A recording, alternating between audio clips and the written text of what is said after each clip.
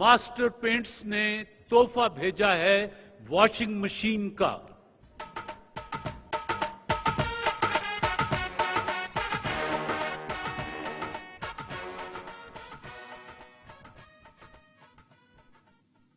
दो जून वाले आओ तो जी जरा।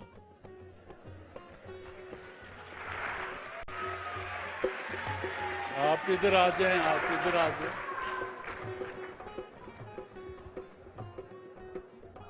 ये अपना बारात में कितने लोग आए थे? 150। 150। आपने खुद गिने थे? नहीं। हाँ। किसी सहेली ने आके बताया था? जी। अच्छा, सहेली आपने रखी हुई थी इस काम पर कि बंदे गिनने कितने आए? नहीं, उसे खुद ही बताया था। उसने खुद ही दोस्ती निभाई के 150 बंदा है बारात। अच्छा, खाने को क्या मिला था बारातियों को? कौरमा था। अच्छा। और चावल थे। अच्छा। और आइसक्रीम थी, नान थे। आइसक्रीम ते नान एक ही कॉम्बिनेशन है। कौरमे के साथ नान थे। कोरमे के साथ नान थे और आइसक्रीम के साथ? वो लास्ट में थी। वो लास्ट में थी। पहला की सी? Cold drink. कोल्ड ड्रिंक पहले सी। अच्छा, तो कितने दिन हो गए आज शादी को? 5 दिन। 5 दिन। वो कागज तो होगा आपके पास? जी उनके पास है। उनके? अच्छा, उनके कड्डो जेब चो जी। ये अभी नए नए हैं ना, उनके ए जी सुनिए जरा 5 साल लंघ लैन दे और गल सुनो तेरे।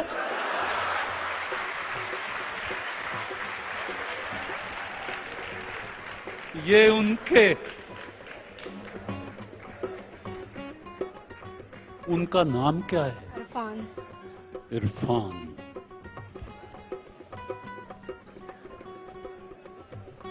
इतने तक कुछ और लिखे है। अच्छा, वो मेरी नजर कमजोर हो गई। इरफान और बेगम इरफान, आप दोनों को खुदा खुश रखे और एक खूबसूरत जिंदगी, एक खूबसूरत मुस्तकबिल आपका इस्तकबाल करे।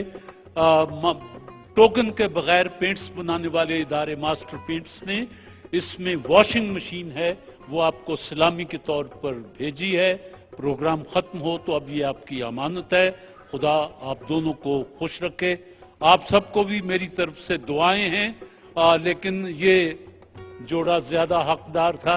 जरा देखो तो, वैसे उन्हें इन्हीं को उम्र शादी हो गई। चलिए बिस्मिल्लाह, दुल्हन के लिए फूल लाएं जी।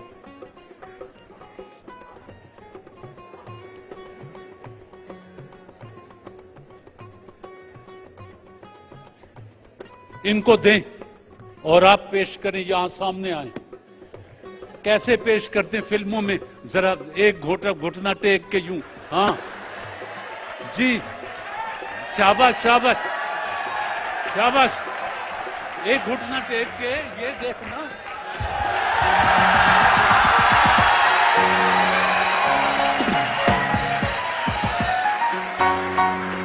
आपका बहुत बहुत शुक्रिया।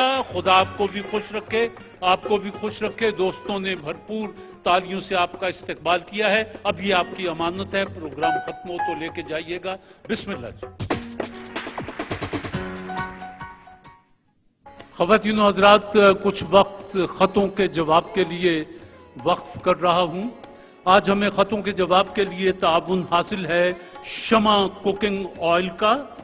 शमा कुकिंग ऑयल बनाने वाले अपना पैगाम देते हैं। जो सेहत और लज्जत से भरा खाना खाते हैं वो जिंदगी का मजा लेते हैं। शमा बनस्पति 4 नस्लों से आपके साथ।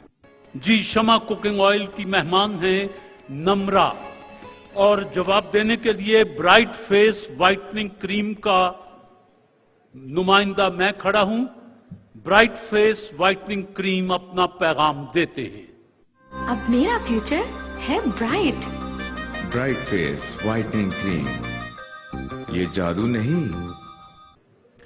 जी नम्रा, क्या खत है आपके पास? ये खत कराची से आया है। जी। लिखने वाली हैं इफ़त जहां। लिखती हैं, मोहतरम तारिक अजीज साहब, अस्सलामु अलैकुम। वालेकुम अस्सलाम। हमारे गिरदो पेश जो कुछ हो रहा है आप देख रहे हैं। जी। कानून नाम की कोई चीज आपको नजर आ रही हो तो उसका पता हमें भी बताइएगा। मैं तो कानून को ढूंढ ढूंढ कर थक गई हूँ। क्या इकबाली और कायदे आजम ने ऐसे ही मुल्क का ख्वाब देखा था? और यहाँ जरा रुक जाएं कि कायदे आजम और अल्लामा इकबाल ने जिस पाकिस्तान का ख्वाब देखा था वो यकीनन ये पाकिस्तान उस मयार पर नहीं पहुंच सका अभी तक। हमें दुआ करनी चाहिए, हमें कोशिश करनी चाहिए, हमें तालीम के मैदान में ज्यादा से ज्यादा आगे बढ़ने की सही करनी चाहिए, फिर जाके कहीं हम अल्लामा और कायद के नजरिया पाकिस्तान तक पहुंच सकते हैं, वरना ये तो एक सिलसिला है, चल रहा है। जी। और आजकल आप कौमी असम्बली में जूडो कराटे के मैच देख रहे हैं। ये जो लीडरान होते हैं ये तो मुआशरे का जौहर होते हैं। मुझे ये बताएं, जब ये असम्बलियों में इस तरह आपस में दस्तों गिरेबां होते हैं तो इनके कारकुन इन्हें देखकर एक दूसरे का खून बहाना शुरू कर देते हैं। जरा रुक जाएं। ये जो असेंबली में आप देखते हैं ना कि शोर मच रहा है, एक दूसरे को धक्के दे रहे हैं, कभी कभी कुछ इससे बात आगे भी बढ़ जाती है, ये दुनिया के अक्सर मुल्कों में हमने देखा है।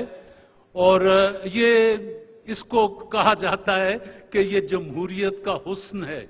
हालांकि बात आप अगर मुक्के से समझाना चाहें तो फिर उसके लिए तो बॉक्सिंग रिंग होता है, कौमी असेंबली नहीं होती। कौमी असेंबली में तो दलील, दावा, दलील और लॉजिक, उससे फलसफे से बात की जाती है कि इसका ये जवाब है, इसका ये सवाल है। जी। तो हमारे इस प्यारे पाकिस्तान का क्या बनेगा? फिर वो लिखती हैं, उन शहीदों की रूहें कितनी दुखी होती होंगी इस तरह के मंजर देखकर। हाय हाय हाय, ये अभी कल की बात है। वो क्यारी में, सियाचन में, इंसान तसव्वुर नहीं कर सकता उस सर्दी का कि अगर इतनी सी उंगली भी उस लिबास से बाहर रह जाए तो वो फ्रोजन जो बाइट होता है वो हो जाता है, उसको काटना पड़ता है। मैंने अपने प्रोग्राम में मैं ऐसे दोस्तों को लाया हूं जिनके बाजू कटे हुए दोनों सर्दी की वजह से। उनका दुश्मन वहां हिंदुस्तान नहीं है, मौसम सबसे बड़ा दुश्मन है। ये तो हिंदुस्तान की जिद है, लेकिन बहरहाल वो 124 या पता नहीं 140 बंदे वतन अजीज पर शहीद हुए और हम उन्हें मुर्दा नहीं कहते। हमारी किताब कहती है कि शहीद जो शहीद हो जाए वो वतन की हिफाजत करते हुए उन्होंने जान दे दी, और जो शहीद हो जाए उसे मुर्दा न कहो, वो जिंदा है, उसको अपने रब से रिज्क मिलता है, मगर हां तुम्हें उसका शऊर नहीं है। इसलिए जिसके घर शहादत की खबर पहुंचती है उसकी एक आंख हंसती है, एक आंख रोती है। इंसान तो होता है ना, कोई माँ होती है, कोई बाप होता है, कोई बेटा होता है, कोई बीवी होती है, कोई बहन होती है, इंसान है।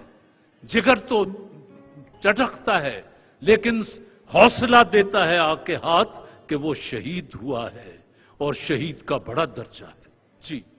मैं एक लेक्चरार हूँ और एक कॉलेज में पढ़ाती हूँ। कल रात मैं अपनी कार में वापस अपने घर आ रही थी। सड़क पर काफी ट्रैफिक था और रुका हुआ था। इतने में 2 मोटरसाइकिल सवार पास आए। उनके पास पिस्तौल वगैरह भी थे। उन्होंने मेरा पर्स, फोन, घड़ी और सोने की 2 चूड़ियां उतरवा ली। उन्होंने अपने मुंह छुपाए हुए थे। और तारिक साहब, यहाँ वो एक अजीब बात लिखती हैं, किस वक्त वो मेरा सारा सामान एक लिफाफे में डालकर वापस कर गए। साथ एक रुका था, आप हमारी उस्ताद हैं, हम अपनी मजबूरियां आपको नहीं बता सकते, माफ कर दीजिएगा, सारा सामान वापस कर रहे हैं, हमारे लिए दुआ कीजिएगा। हाय हाय हाय, ये जो गुर्बत है ये इंसान को कुफ्र के दायरे के करीब तर ले जाती है। गुर्बत ऐसी बला चीज है। अब देखें कि ये बच्चे जो कॉलेज के तालिब इल्म हैं,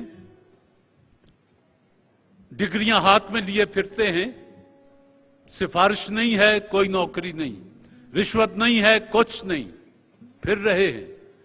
आखिर इंसान है, सांप के बच्चे तो हैं नहीं कि मट्टी खा के गुजारा कर लेंगे।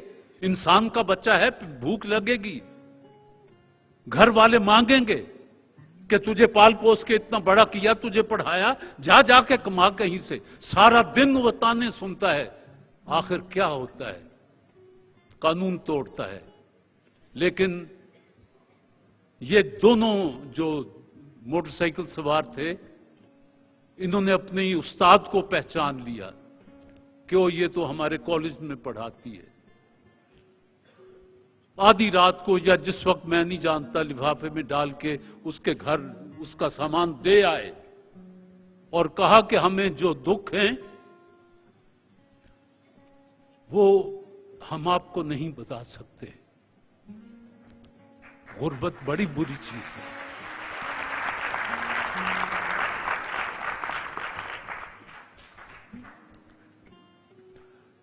मैं यकीन रखता हूं कि ये बड़े आदमी बनेंगे।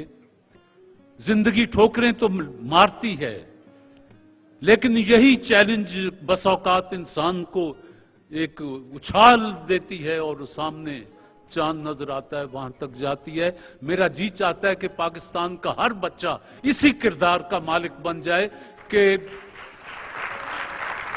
उस्ताद की इज्जत भी देखें। मैं यहां भूख तो खैर ठीक है, चोरी चकारी ठीक है, ये अजल से अबद तक ये खेल चोर और चौकीदार का चलता रहेगा, फूल और कांटे का और रोशनी अंधेरे का चलता रहेगा। लेकिन ये देखें कि उन्होंने अपनी उस्ताद की इज्जत की और कहा कि उसकी जगह कोई और होता तो यकीनन वो सामान अपने घर ले जाते। लेकिन एक तालिब इल्म के लिए अपने उस्ताद की इज्जत, इससे बड़ा मेयार मेरा ख्याल और कोई नहीं हो सकता। जीते रहो, खुदा तुम्हारी मुश्किलें हल करे। कुछ और लिखा हुआ है। बहुत शुक्रिया आपका। शमा कुकिंग ऑयल की आप मेहमान थी, आपने खत पढ़ा जी। शरबत फौलाद इरफानी की मेहमान ये कहते हैं कि शरबत फौलाद इरफानी 63 साल से लाखों का आजमूदा चेहरे की रंगत को निखारता है। शरबत फौलाद इरफानी जिसका कोई नहीं सानी, Irfan pharmacy private limited, Okara. Bright face whitening cream की तरफ से मैं सब खतों के जवाब दे रहा हूं। आपके पास भी इसी तरह दिल को काटने वाला कोई खत है? नहीं, ये इस तरह का खत नहीं है। ये खत पेशावर से आया है। लिखने वाले हैं जमील अहमद खान। लिखते हैं, मोहतरम तारिक अजीज साहब, अस्सलाम वालेकुम। वालेकुम अस्सलाम। उम्मीद है आप खैरियत से होंगे। आपसे एक दो बातें पूछनी हैं। पिछले दिनों आप रात गए प्रोग्राम में आए थे और आपने अदाकार रंगीला मरहूम और ज़ेबा साहिबा का मुकाबला करते हुए रंगीला साहब के लिए उनकी शक्ल के बारे में ज़्यादा अच्छे अल्फाज इस्तेमाल नहीं किए, जिससे हमें दुख हुआ। ठहर जाएं यहीं। पिछले दिनों हमारा पाकिस्तान टेलीविजन का एक प्रोग्राम है, वसी शाह उसे करते हैं, उन्होंने मेहमान बना के बुलाया, मैं चला गया। अब बातें जाहिर है कि फन पर ही हो रही थी, तो मैंने कोई 25-26 फिल्मों में भी काम किया, अपनी भी 2 फिल्में बनाई और वो अल्लाह के फजलो करम से बहुत बुरी तरह नाकाम हुई और मैं फिर फिल्म लाइन को छोड़ आया। बात यह हो रही थी, जहां से मुझे 1-2 टेलीफोन भी आए, मैंने ये कहा था कि फन अदाकारी में, फिल्म में 2 तरह के लोग बड़ा राज करते हैं। एक जो बहुत हसीन आदमी होता है और एक जो दरमियानी शक्ल सूरत का जरा थोड़ा सा और तरह का। मैंने मिसाल के तौर पर ज़ेबा का और रंगीले का तज़किरा किया था। अब रंगीले के साथ मैंने भी 4-5 फिल्में की हैं। अच्छा भला संजीदा सीन जा रहा है। मेरे एक सीन में وہ مجھ سے کچھ کہنے آتا ہے، میں بڑا سنجیدگی سے اپنی بات کر رہا ہوں، اس نے ٹائی منہ میں پکڑی، ٹائی کو منہ میں کھاتا کھاتا کھاتا کھاتا یہاں تک آ گیا۔ اب میرا تو سارا بیڑا غرق ہو گیا نا، کیونکہ میں تو ایک لائن میں رہ کے اداکاری کر رہا تھا، اور لوگ ہنس پڑے جو سیٹ پر جتنے تھے، میرا بھی ہنسی نکل گئی، سین خراب ہو گیا، دوبارہ کرنا پڑا۔ تو گویا رنگیلا کچھ بھی نہیں کرتا تھا، ایسے ہی منہ کو پھاڑ لیتا تھا تو لوگ ہنس دیتے تھے، یہ اس کی کامیابی تھی۔ اور ایک وقت ایسا رنگیلے پر آیا تھا کہ پاکستان کے تمام ہیرو اور ہیروئنز ایک طرف اور رنگیلا اکیلا ایک طرف، یہ تھا۔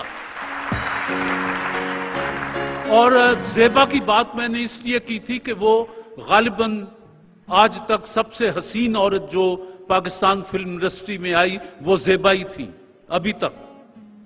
تو حسین آدمی کو وہ یوں کر کے اداس ہو گیا تو ساری دنیا ہی اداس لگی، اس نے مسکرا دیا تو لگا ساری دنیا میں پھول کھل اٹھے۔